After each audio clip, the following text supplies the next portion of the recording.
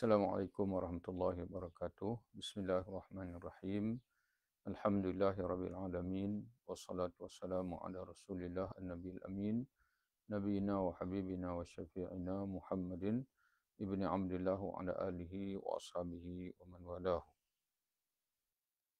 Tuan-tuan puan-puan, diskusi kita dari matan 40 hadis ataupun himpunan 40 hadis Imam Suyuti rahimahullah.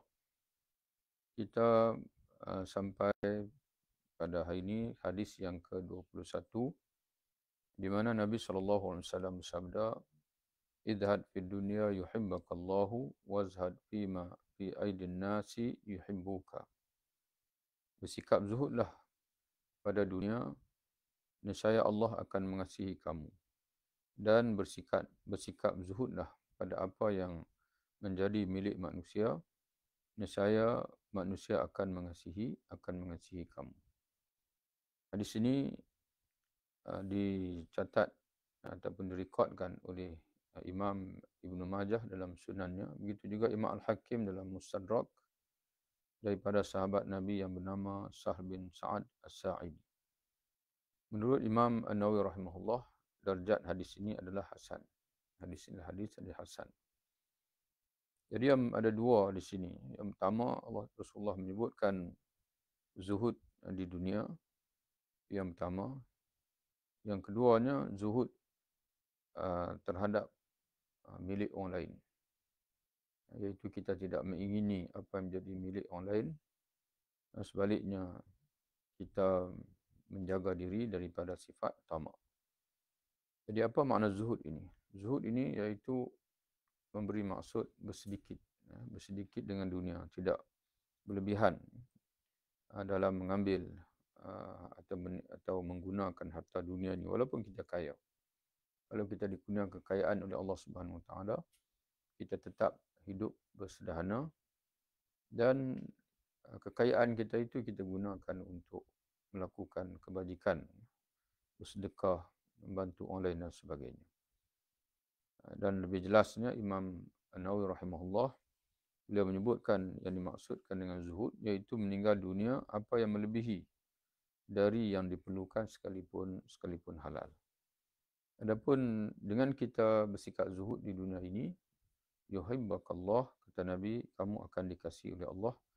Dan jika kamu bersikap zuhud terhadap milik orang lain, iaitu kamu tidak tamak untuk membolot harta milik orang lain, bahkan kamu tidak ada iri hati terhadap harta milik orang lain, maka kamu akan disukai oleh manusia, oleh orang lain.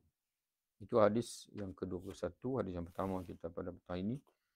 Dan kemudian kita lanjutkan pada hadis yang berikutnya, hadis yang ke-22. Qala Nabi SAW, "Man kadzaba alayya muta'ammidan faltabawa maq'adahu minan nar." Sesiapa mengadakan pendustaan terhadapku dengan sengaja, maka sediakanlah tempat duduknya dari api neraka. Jadi jelas di sini memperingatkan kita agar berhati-hati dalam kita menukilkan hadis dengan kita menyandarkan kepada Nabi kita Muhammad SAW. Dan kita hanya boleh menyebutkan qala Rasul bersabda kalau memang jelas apa yang nak kita sampaikan itu adalah hadis Nabi SAW. Jadi berdalilkan kepada hadis inilah, dan hadis ini termasuklah hadis yang sangat kuat dalam periwayatannya. Diriwayatkan oleh Imam Bukhari dan Imam Muslim dari Abu Hurairah radhiyallahu anhu. Dan hadis inilah yang menjadi sandaran kepada ulama untuk menolak secara total hadis palsu. Diistilahkan dalam masalah hadis dengan hadis maudhu'. Ya, hadis yang paling kuat iaitu hadis sahih, hadis hasan. Adapun hadis dhaif disebut hadis lemah, walaupun tidak sebagaimana hadis maudhu', masih boleh diriwayatkan, tapi tidak secara direct disandarkan kepada Nabi SAW. Iaitu kalau hadis sahih, hadis hasan, kita berbahasa qala Rasul, telah bersabda Rasul SAW. Adapun hadis dhaif, maka para ulama menggunakan bahasa ruwiyah, dan diriwayatkan. Ada diriwayatkan ataupun ada disampaikan daripada Nabi SAW. Walaupun hadis dhaif dan menjadi akan menjadi kuat apabila ada jalur lain, jalur yang lain yang serupa matannya ataupun yang memberi maksud yang hampir serupa, maka daripada hadis-hadis lain yang sahih ataupun hasan, maka dia akan menjadi hadis hasan li ghairi. Itu hadis yang ke-22 dan merupakan hadis yang kedua bagi bacaan hadis kita pada hari ini. Hadis yang berikutnya, kesimpulannya daripada hadis tadi, berhati-hati dalam meriwayatkan hadis Nabi SAW. Hadis yang ke-23, qala Nabi SAW, man su'ila an ilmin alimahu faqatamahu aljamahu Allahu bilijami min narin. Sesiapa ditanya tentang suatu ilmu yang diketahuinya, lalu dia menyembunyikannya, Allah akan mengekang, yakni menambatnya pada hari kiamat dengan kekangan ataupun tali penambat dari neraka. Lalu diheret ke dalam neraka. Jadi orang yang ada ilmu, yang ditanya, lalu dia menyembunyikan. Dan dia menyembunyikan ilmu tersebut, maka Allah akan menghukumnya di akhirat dengan dia ditambat hidungnya dalam neraka, seumpama di dunia orang menambat lembu, menambat kuda dan sebagainya, diheret, dan kuda yang ditambat, lembu yang ditambat hidungnya, dia terpaksa untuk ikut. Maka begitulah orang alim yang menyembunyikan ilmu, yang tidak amanah dalam penyampaian ilmu, menyampaikan ilmu dengan milih-milih, yang mengikut selera pemerintah, selera orang ramai dan sebagainya. Kalau sesuatu yang dia rasa tidak disukai oleh orang ramai, dia tidak sampaikan, dan dia bermuka-muka dalam ilmu, maka Allah akan menghukumnya dengan hukumannya agak berat, yang berat. Hadis ini direkodkan oleh Imam Ahmad dalam musnadnya, begitu juga oleh Imam Abu Daud dalam Sunan Ibnu Majah, Sunan Ibnu Majah. Imam Ibnu Majah juga merekodkannya dalam sunannya. Begitu juga Imam Tirmizi dalam Sunan ataupun Jami' Tirmizi dari sahabat Nabi yang bernama Abu Hurairah radhiyallahu anhu. Dan menurut Imam Tirmizi, hadis ini hadis hasan. Jadi jelaslah, hadis ini merupakan ancaman dari Allah terhadap orang alim yang menyembunyikan sesuatu berkenaan dengan syariat.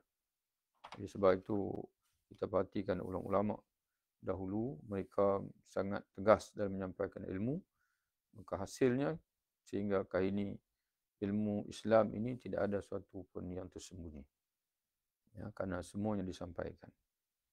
Kemudian hadis yang berikutnya, sabda Nabi SAW, laisal khabaru kal mu'ayanah. Mendengar perkhabaran dari orang lain tidaklah sama seperti melihat dengan mata sendiri. Ya, mana kita hanya suatu maklumat yang kita hanya dapat melalui penceritaan, itu tidak sama dengan maklumat yang kita sendiri lihat. Ini dia panggil darjah ataupun tingkat keyakinan ilmu. Dia bermula dengan ilm al-yaqin, kemudian ain al-yaqin, yang ketiganya haqq al-yaqin. Ain al-yaqin, ilm al-yaqin, mana ilmu yang keyakinan yang kita dapat melalui ilmu yang disampaikan oleh orang lain kepada kita. Ya, kemudian lebih tinggi daripada itu, ain al-yaqin, keyakinan yang mana kita saksikan sendiri. Dan setelah itu, yang ketiga adalah keyakinan yang kita dapat dengan kita sendiri merasainya. Sebagai contohnya, gula sebagai contoh. Kita ambil gula. Orang yang tak pernah makan gula, lalu diberitahu tentang gula manis, maka dia pun mengimagine, dia menghayalkan gula manis. Maka sudah tentu mungkin gula ini sama seperti madu. Lalu orang kata, oh tak sama. Madu manis tapi gula ni warna putih. Lalu dia menggambarkan, oh mungkin gula ni seperti garam. Orang kata tak sama sebab garam asin. Sehinggalah dibawa kepada dia, diletak di depan dia. Oh, baru dia lihat, oh begini rupanya gula. Warnanya seperti garam tapi dia manis. Okay? Maka bertambah. Tadi dia hanya mendengar orang bercerita tentang gula. Sekarang ini dia melihat sendiri gula. Tapi pada saat dia ambil gula itu, dia letak pada atas lidahnya, maka dia merasai sendiri gula tersebut. Maka komplitlah ilmu dia. Ya, kerana ilmu daripada penceritaan, ilmu yang dia lihat sendiri dan juga ilmu daripada rasa sendiri. Sebab itu Nabi SAW menyatakan bahawa apa yang kamu dapat melalui perkhabaran itu tidak dapat mencapai apa yang kamu lihat dengan mata sendiri. Jadi kerana itu kita dalam mengenal Allah Subhanahu Wa Taala sendiri pun bermula dengan ilmu, orang menceritakan kita tentang Allah, tentang Tuhan dan sebagainya. Tapi Allah tidak cukup sekadar itu, dia suruh kita saksikan sendiri kebesaran dia di alam ini. Afala yanzuruna ila al-ibli kaifa khuliqat, wa ila as-sama'i kaifa rufi'at, wa ila al-jibali kaifa nusibat. Mana Allah Ta'ala suruh kita melihat sendiri alam ciptaan dia ini. Dan dengan kita melihat kebesaran Allah, semakin kagum kita dengan Allah. Kemudian Allah Ta'ala mendidik kita untuk merasai sendiri kehadiran Allah dalam diri, iaitu dengan dia merintahkan kita sembahyang, zikir, baca Quran dan sebagainya. Jadi sebab itu kelazatan orang yang bersungguh-sungguh mengerjakan salat, baca Quran, berzikir, kelazatan yang tak akan dicapai oleh orang yang tidak berzikir dan sebagainya. Malam yazuk lam yadri. Barang siapa yang tidak pernah merasai, dia tidak pernah tahu. Jadi sebab itu bahkan di akhirat nanti Allah Ta'ala akan tunjuk, Allah Ta'ala akan tunjuk diri dia pada kita, dan Allah Ta'ala akan berbicara dengan kita di akhirat nanti. Jadi kerana itu pentingnya peningkatan dalam ilmu ini. Hadis ini diriwayatkan oleh Imam Ahmad, oleh Imam Ibn Hibban dalam sahihnya, dari sahabat Nabi yang bernama Ibnu Abbas radhiyallahu anhu. Menurut Imam As-Suyuti, hadis ini adalah hadis hasan. Hadis yang berikutnya, yang hadis yang ke-25, qala Nabi sallallahu alaihi wasallam, mudaratun nasi sadaqah. Berlembut dengan manusia adalah sedekah. Mudarat ini satu ungkapan dalam bahasa kita yang sukar, wallahu alam, bagi ana sukar untuk melihat, mencari satu istilah. Kerana mudarat ini iaitu kita mengambil hati orang lain, dan ada ketikanya kita telah ansur dengan dia, ataupun dalam bahasa kalau kita sebut wallahu alam betul ke tidak, mana kita bermuka-muka dengan dia walaupun kita tak suka dekat dia, tapi kita tetap meraihkan dia. Contohnya, satu hari ada seorang lelaki datang bertamu kepada Nabi SAW. Sebelum dia masuk bertemu dengan Nabi, Nabi kata kepada Sayyidina Aisyah, yang akan masuk sebentar lagi bertemu dengan dia ini adalah orang yang paling jahat. Dan dalam kaum dia dialah yang paling jahat sekali. Ya. Tapi bila dia masuk, Nabi cakap lembut dengan dia. Dan Nabi meraihkan dia dan melayan dia dan sebagainya. Nabi tidak marah dia, Nabi tidak pulau dan sebagainya. Jadi sebab itu walaupun kita kadang-kadang rasa sakit hati dengan dia, tapi kita menjaga tutur kata kita. Dan kita cuba melihat dari aspek dakwah, mudah-mudahan dia boleh didekatkan dengan agama, ataupun mudah-mudahan boleh menjaga tali persaudaraan, silaturahim dan sebagainya, walaupun dia menzalimi kita dan sebagainya. Jadi sikap berlembut ini, mengambil hati manusia, meraihkan keadaan manusia, ataupun menjawab dengan jawapan yang baik, kata Nabi, itu adalah sedekah. Yang Allah Ta'ala akan beri kepada kita pahala sedekah. Hadis ini diriwayatkan oleh Imam Ibn Hibban, Imam At-Tabrani dan juga Imam Al-Baihaqi dari sahabat Nabi yang bernama Jabir radhiyallahu anhu. Darjah hadis ini menurut Imam As-Suyuti adalah sahih. Jadi yang berikutnya, yang ke-26, qala Nabi sallallahu alaihi wasallam, al-barakatu ma'a akabirihim. Keberkatan, kata Nabi, ada bersama orang-orang yang lebih dewasa daripada kamu.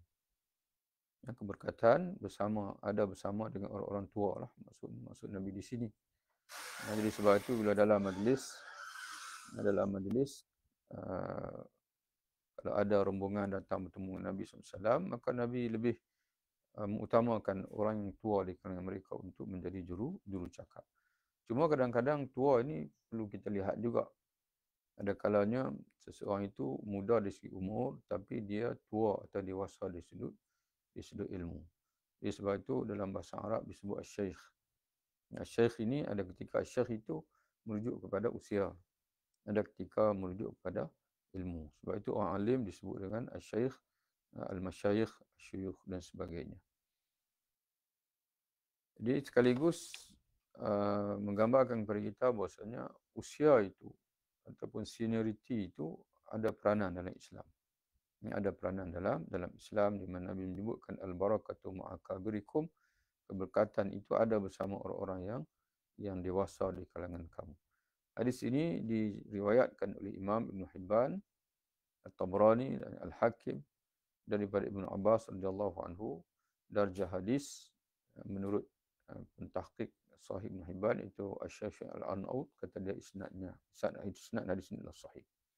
Hadis yang ke-27, qala Nabi sallallahu alaihi wasallam al-majalis bil amanah. Keelokan ataupun keberkatan majlis itu bergantung kepada amanah ahli-ahli yang menghadirinya. Ya, jadi bila kita hadir dalam satu majlis, mungkin ada dalam majlis itu perkara-perkara yang tak sepatutnya kita keluarkan. Maka kalau kita keluarkan, mana kita tidak amanah. Maka hilanglah keberkatan dalam majlis tersebut. Ramai orang pada ini dia hadir dalam mesyuarat dan perkara-perkara yang dibicarakan dalam mesyuarat itu ada kalanya tentang keaiban orang lain, ada kalanya tentang rahsia umat dan sebagainya. Tapi dia keluar dia menceritakan. Maka orang sebegitu yang tidak layak untuk berada dalam majlis. Dengan kehadiran dalam majlis itu menyebabkan majlis itu hilang, dia panggil hilang serinya, hilang keelokannya. Sebab itu semua kita kena menghayati hadis ini. Bila kita hadir dalam majlis, kena jaga amanah. Dan kalau tidak, akan hilanglah keberkatan majlis tersebut, hilanglah seri majlis tersebut ataupun kebaikan majlis itu akan hilang. Hadis ini diriwayatkan oleh Imam Abu Daud dan juga Imam Al-Baihaqi dari sahabat Nabi yang bernama Jabir bin Abdullah radhiyallahu anhu. Status hadis ini menurut Imam As-Suyuti adalah hadis hasan. Hadis yang berikutnya yang ke-28. Qala Nabi sallallahu alaihi wasallam al-mustasyaru mu'taman. Orang yang diminta pandangan atau nasihatnya adalah orang yang kepercayaan, orang kepercayaan. Mana orang dipercayai, maka jangan dia menggadaikan kepercayaan itu. Kadang-kadang soalan yang diminta nasihat dia itu sensitif, soalan yang berkait dengan keaiban orang lain. Tiba-tiba dia cerita pada orang lain. Tadi ada fulan datang tanya soalan, minta nasihat dan sebagainya. Maka orang itu tidak amanah. Maka dia tidak layak untuk menjadi mustasyar, untuk diambil sebagai penasihat. Dan begitu juga dia kena nasihatkan dengan tepat, dengan jujur, dengan ikhlas. Dia tidak boleh dengan sebab ada suatu kepentingan diri, maka dia memberi nasihat yang salah. Itu juga menjadi gambaran kepada tidak amanah. Jadi al-mustasyaru mu'taman. Orang yang diminta pandangan dia, ataupun kita sebut ahli mesyuarat. Ahli mesyuarat adalah orang kepercayaan, maka dia mesti bersifat amanah, menjaga kepercayaan orang lain. Hadis ini diriwayatkan oleh Imam Tirmizi dan juga Imam Abu Daud serta An-Nasa'i, Imam Abu Daud dan Ibn Majah, dari sahabat Nabi yang bernama, sahabat yang masyhur dalam penyampaian hadis daripada Nabi SAW, iaitu Abu Hurairah radhiyallahu anhu. Status hadis menurut Imam Tirmizi adalah hasan. Dalam satu hadis yang lain, Nabi menyebutkan hadis yang hampir sama dengan hadis ini, maknanya kata Nabi, man asyara ala akhihi bi amrin ya'lamu anna rusda fihi fi ghairihi faqad khanahu. Sesiapa menunjuki saudaranya pada sesuatu sedang dia mengetahui bahawa yang betul adalah sebaliknya, maka sungguhnya dia telah mengkhianati saudaranya itu. Dia tunjuk benda yang tak betul. Maka hadis ini riwayat Imam Abu Daud dengan hadis darjat hasan. Hadis yang ke-29. Qala Nabi sallallahu alaihi wasallam, man dalla ala khairin falahu mislu ajri fa'ilih. Sesiapa menunjukkan suatu kebaikan kepada seorang yang lain, baginya pahala sama seperti orang yang melakukan kebaikan tersebut. Sahih Muslim. Hadis ini terdapat dalam Sahih Muslim. Hadis ini jelas memberi galakan kepada kita untuk kita sentiasa berkongsi kebaikan dengan orang lain. Kita tunjuk orang lain untuk melakukan suatu kebaikan. Bila dia buat baik dengan sebab kita, maka kita tumpang mendapat pahala. Orang tak sembahyang, kita ajak dia, kita pujuk dia, kita dakwah dia, lalu dia sembahyang. Maka selama dia mengerjakan salat dengan sebab dakwah daripada kita itu, maka kita akan dapat pahala sama. Jadi sebab itu banyak pahala-pahala alim ulama yang mengajar, yang berdakwah dengan ikhlas, kerana mereka memberi tunjuk ajar kepada masyarakat dengan agama Allah Subhanahu Wa Taala. Bahkan bukan agama saja, kalau benda-benda lain. Kita tengok ada orang, kita tengok dia nak bercocok tanam, tapi kita tahu kata dia ni tak pandai. Kita pun tunjuk dekat dia buat begini, begini, begini. Maka Allah Ta'ala akan beri pahala kepada kita. Sebagai contohnya, dalam bab pertanian ini, Nabi SAW pernah menyebutkan, ma gharasa, tidak seseorang itu menanam satu tanaman, lalu tanaman itu dimakan oleh manusia, oleh burung-burung, binatang dan sebagainya, melainkan Allah akan memberi kepadanya pahala seolah-olah dia bersedekah kepada mereka. Kemudian hadis yang terakhir, hadis yang ke-30 untuk sesi kita pada yang ketiga, bacaan yang ketiga ini. Qala Nabi SAW, al-mu'minu mir'atul mu'min. Seorang mukmin itu adalah cermin kepada mukmin yang lain. Ya, apa maknanya? Seorang mukmin itu cerminan, menjadi cerminan kepada seorang mukmin yang lain. Iaitu kata ulama sebagaimana dalam syarah Mirqat, dalam kitab Mirqat al-Mafatih, syarah kepada Mishkat al-Masabih, karya al-Alamah Ali Al-Qari. Kata dia, maksud hadis ini, seorang mukmin menjadi alat untuk mendedah ataupun menampakkan kepada saudara yang lain keelokan dirinya ataupun keaiban dirinya. Kerana bila kita berkawan dengan seorang beriman yang jujur ini, maka dia itu kita boleh tanya dia, kamu tengok saya ni macam mana? Kalau saya ada kesilapan, kalau saya ada kekurangan dan sebagainya, kalau kamu lihat saya ini mungkin ada perkara-perkara yang saya buat itu salah, kamu tegur. Ya? Jadi begitulah. Bila kita ada kawan yang baik, maka kawan itu menjadi cerminan. Seolah macam kita duduk depan cermin, dan cermin ini akan menunjukkan diri kita. Maka diri kita ni comot, maka kita boleh bersihkan, rambut tak terurus, kita boleh uruskan dan sebagainya. Okay? Kalau kita nampak macam cengkung sebagaimana, cermin itu memberitahu kita, itu tubuh zahir. Adapun kawan yang baik dengan kita ini, maka dia sentiasa menjadi penasihat kepada kita. Ya? Jadi melalui nasihat-nasihat dia itu, kita dapat melihat, merasai kedudukan ataupun keadaan diri kita. Ataupun kita juga melihat, kalau kita lihat kawan kita ini, dia suka beribadat dan sebagainya, maka itu juga menjadi satu cerminan pada diri kita. Ya, macam mana kawan kita ni rajin beribadat, dan aku pula malas beribadat. Okay, kenapa aku tidak jadi seperti dia? Jadi kerana itu dalam satu hadis yang lain, Nabi SAW bersabda, al-mar'u ala dini khalilih. Seseorang itu, dia berada di atas agama teman rapat dia. Falyanzur al-mar'u ma'aman yukhalil, maka hendaklah, falyanzur ahadukum ma'aman yukhalil, maka hendaklah setiap daripada kamu melihat dengan siapa dia berteman rapat. Sebab itu kalau kita nak tengok anak-anak kita dan sebagainya macam mana dia, tak usah tanya dia. Kadang-kadang anak kita ni pun dia takut dengan kita, dia menipu kita. Tengok dia dengan siapa dia berkawan. Ya, siapa dia bawa balik kawan. Kawan yang macam mana dia bawa balik ke rumah. Jadi kalau kita tengok kawan itu, kita tengok jaga semayang, beribadat dan sebagainya, penampilannya itu menjaga agama, itulah anak kita pun begitu. Tapi kalau kawan dia bawa balik itu kawan yang maknanya yang suka berhibur, hidup dengan dia punya apa, maknanya kawan-kawannya, makna penampilan seorang yang tidak baik, maka itulah anak kita. Jadi cepat-cepatlah untuk kita membendung anak kita kalau dia dah tersalah pilih kawan sebegitu. Itulah 10 hadis pada petang ini. InsyaAllah mudah-mudahan Allah Ta'ala beri masa lagi kepada kita untuk kita menyelesaikan baki 10 hadis. Ada 10 hadis yang berbaki insyaAllah.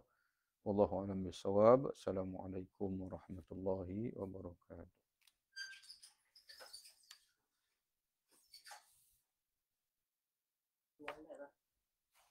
Habis dah. Dah selesai.